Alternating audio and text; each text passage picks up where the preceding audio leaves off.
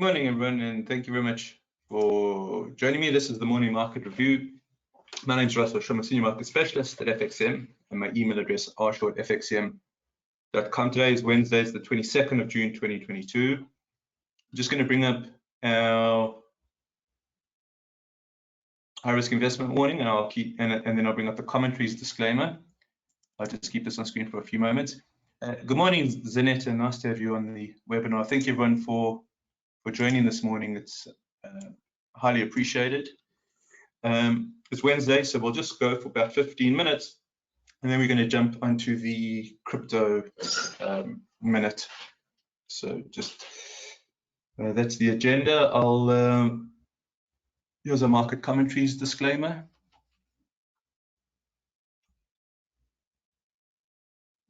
And just our references here, Market Scope, CNBC. I'm not sure we'll get to TradingView, but we'll see. Let's put this down.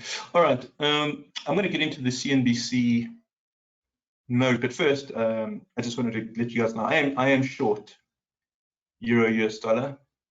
All right, so crossed over there, crossed over here. Then I went to sleep, because that was yesterday, and I'm quite happy to see that it's over here, and I am sort of starting to move the stock down. In terms of the zone, it sort of was testing the zone 2, zone 3 border. It's still looking weak to me, so I was quite happy to take the short there.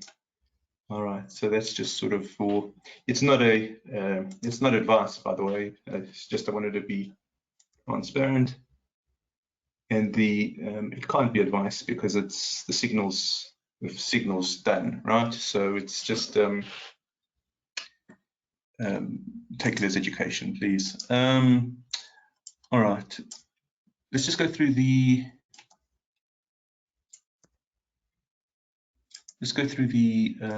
note, which reads: European market set to slide at the open, giving up gains made earlier this week. European stocks are expected to open in negative territory on Wednesday, giving up gains made in the previous session amid more positive global sentiment. Well, that's exactly what we spoke about yesterday.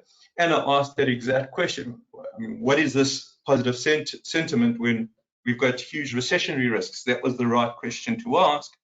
So, and that's kind of what sort of prompted this position in the Euro US dollar, because it's the proverbial bounce in the downtrend.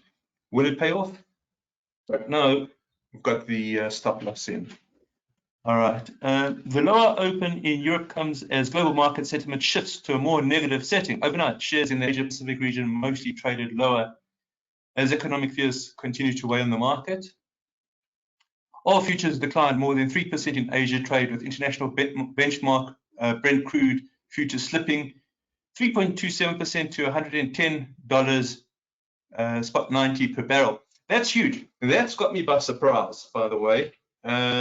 So oil coming back, that's not the direction I thought it would be heading in. So we've got to keep an eye on that.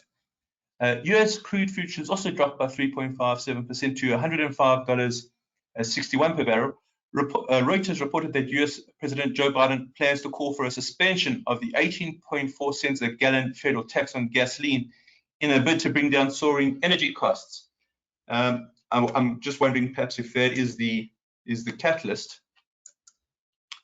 If it is the catalyst, then of course the supply issues haven't really been addressed, have they? So I think this is a chart we certainly need to keep an eye on. US stock index futures also fell early Wednesday, giving up gains made by the major averages in regular trading hours as they attempted to claw back some of the losses following weeks of selling. Fed Chair Jerome Powell will appear before Congress on Wednesday.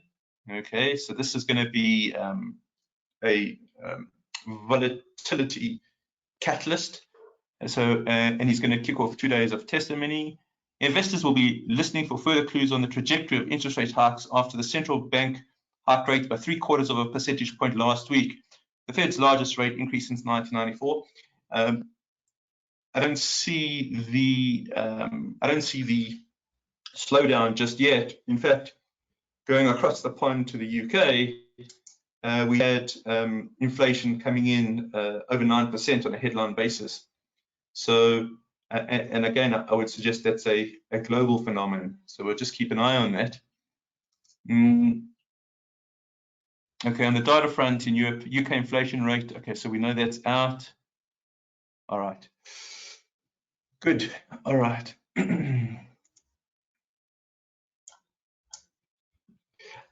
So oil again here, I think, is something that is certainly worth keeping an eye on.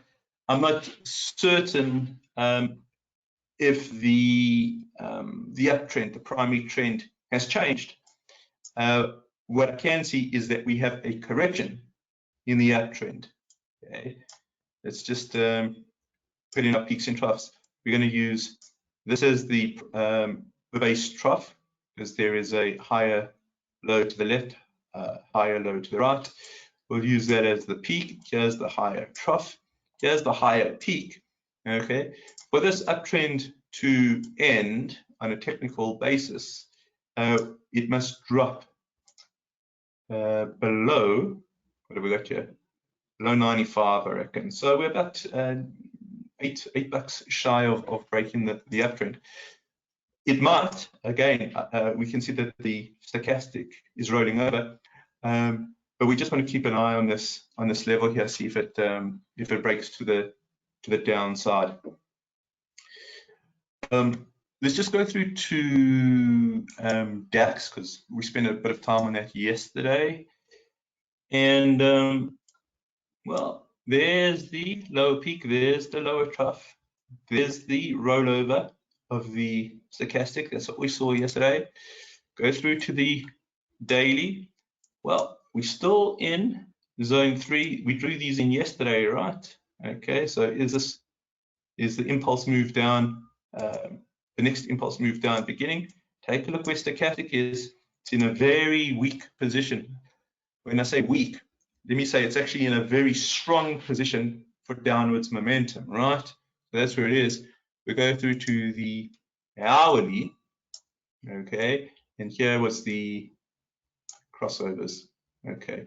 So you can see how it sort of fits together. What's interesting here, again, just an indication that the signal has passed.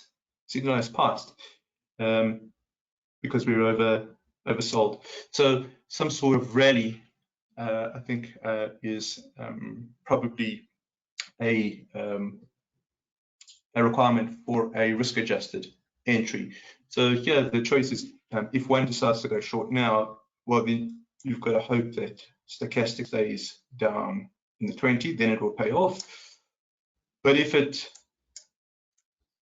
normalizes here, you know, the risk-adjusted entry may be something to consider. So I wanted to perhaps just go over just some probability and statistics this morning. It's prompted by an email from Rob. So thank you, Rob. And what I want to obviously introduce is I'm going to show you how to be profitable trading. Whether you can be profitable, or me, or anyone, is a different story. But statistically, I'll show you how to be profitable. And we've done it before, but it's worth just going over it again. You know, there's all these, I guess, and I'm guilty of it as well, analysis and is the dollar moving up? Is the euro going down? Is there a dead cat bounce? So all this type of analysis. And that, of course, is one way to approach the markets. The other way to approach the markets is as a almost as if you are a punter at the races, right? Just bear with me. It doesn't sound so nice, but just bear with me. So you know, the best punters at the races really work the odds. Okay, they really work the odds. So the idea here is if we approach the market as punters, then we should work the odds. So then, of course, it begs the question: what do we mean by the odds? Anna's asking for the dollar. Let's look at the dollar in the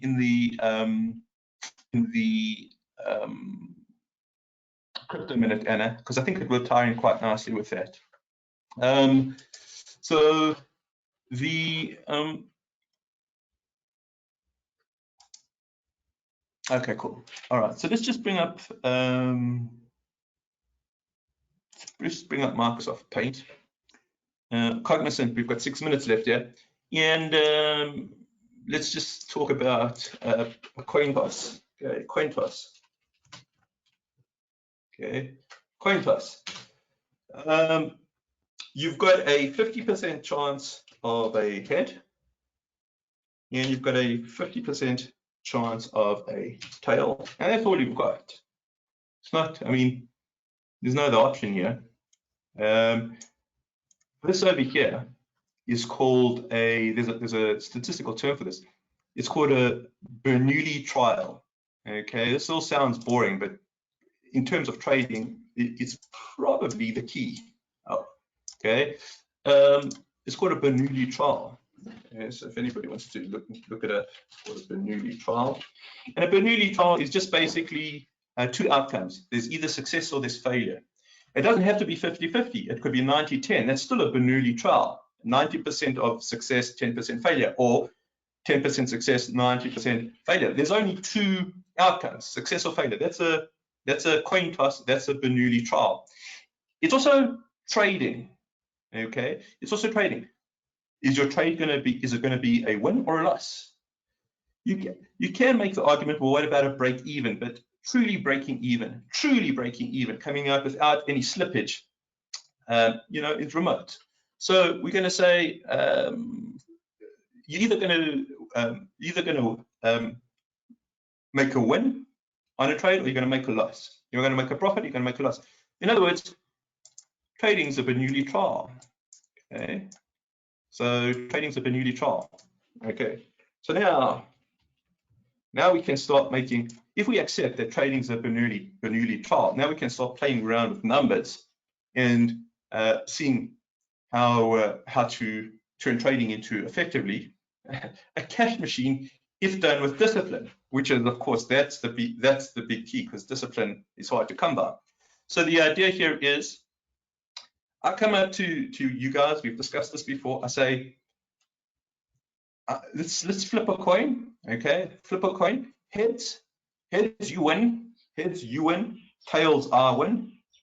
Okay, heads you win. Tails I win. Okay. If you win, I'm going to give you $5. If you win, I'm going to give you $5. If I win, you're going to give me $6. Okay. Who's going to play that game? Who's going to? If I come up to you, just put yes or no, Y or N. So I come up to you, I go, Zanetta, Shadrach, Rob, come, let's play this game. 50-50. If you win, I guarantee you $5. But if I win, you've got to pay me $6. Who's going to play that game? Okay. Anybody going to play that game?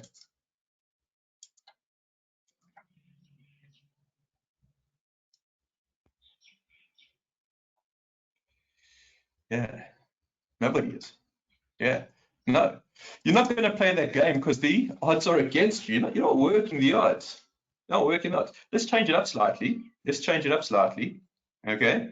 Let's say I come up to you. I say, if you get ahead, I'll guarantee you $5. But if I get a tail, you've got to give me $5. Okay. Will you play that game? Okay. Slightly different now when we've changed the money. Okay. So if you win, you'll get 5. If I win, I'll get 5.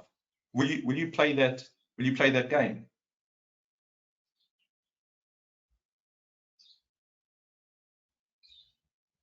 No. Shadrach saying no. To be honest, it won't really make a difference whether you play that game or not. If you play it 10 times in a row, statistically, it shouldn't make a difference. If you're playing it once, then it makes a difference, because you're either going to win or lose. But if you're going to play it over and over and over and over again, you're going to come out dead even. You're going to come out break even. You'll pay me $5 50% of the time. I'll pay you $5 50% of the time. It's just a waste of time. Neither one of us is going to be better off over a distribution. Okay. So now let's go back to the 5-6. Let's go back to the 5-6 where I'm paying you 5, you paying me 6. So if we do it once, well, you still got a 50% chance of winning $5, okay? But you've got a 50% chance of losing $6. But if you play that over 10 coin tosses, you're guaranteed of losing because you'll pay $5 50% of the time. You'll earn $5 50% of the time, but you'll pay me $6 50% of the time. So you're actually going to be net down $5 after 10 coin tosses, assuming we get sort of an even distribution there, right? Does everybody follow that? I'm just cognizant of time. So just give me a quick yes or no. We're going to carry on this tomorrow, by the way. Tomorrow we're going to carry on. Okay. So this is the whole point of trading. This is the whole point of trading. If it's a Bernoulli trial, and I'm suggesting it probably is, okay, but you have a stop loss that is slightly higher than your take profit, you may as well not trade. If you're going to consistently trade where your stop loss is higher than your take profit, you're going to consistently lose on a 50-50 Bernoulli trial. Okay. So the key is there's two things to do here. Number one, can we improve the odds? Okay, from 50-50, this is odds. So odds 50-50 is 1-to-1. Okay, that's what a Bernoulli trial is, 1-to-1. Okay, can we change it to 1.5-to-1? Can we change so the odds for 1.5-to-1? What would this be? This would be a 60% probability versus a 40% probability. So can we change the odds or the probabilities? We're going to look at this again tomorrow. Number one, okay. Number two, okay. Can we change the risk reward payoff, risk versus reward? So if we approach the market instead of as analysts, but more like punters, and we start looking at it in terms of probabilities, odds, and risk versus reward, well, it's a different mindset, and it's a very different mindset because a horse punter won't mind the races he loses as long as he's got an edge in the Bernoulli trial, and as long as his take profit or her take profit is bigger than the stop loss, because over time it's a cash machine. It must be. Think about it in terms of a coin toss. Just on a 50-50. Okay, if I'm going to pay you $6 if you win, and you're going to pay me $5 if I win, would you take that over 10 coin tosses? And you'd have to be foolish not to. You guarantee to win money over time, just because the payoff is in your favor on a 50-50 Bernoulli trial. Give that some thought. We're going to build on that tomorrow. All right, guys, let's end here. I'm going to go across. We'll go through to the crypto minute. Thanks, guys.